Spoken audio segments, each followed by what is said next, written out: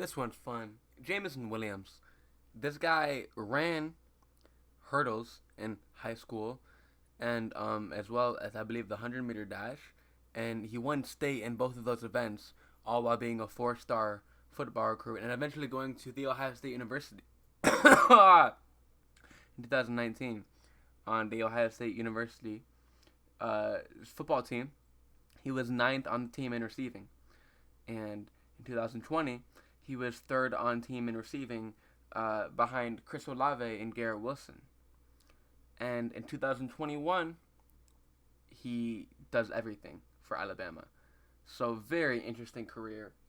Very dominant last year for the number two team in the country. His pros, he got 12th overall draft capital to the Lions. And another pro is he was far more dominant than a second round pick in John Mechie.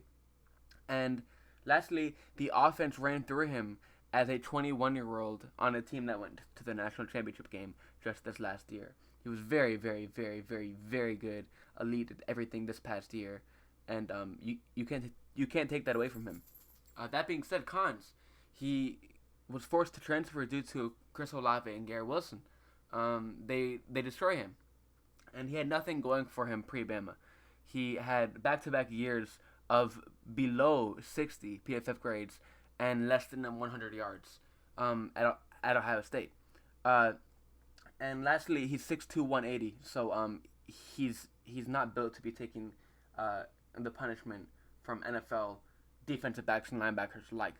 And lastly is a quote from the PFF draft guide. It says, Jameson Williams is still not your true X receiver you can trust to win possession routes.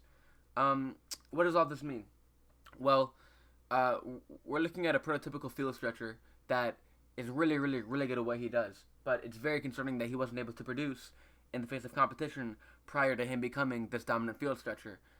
Given his draft capital, you have to make him a first round pick.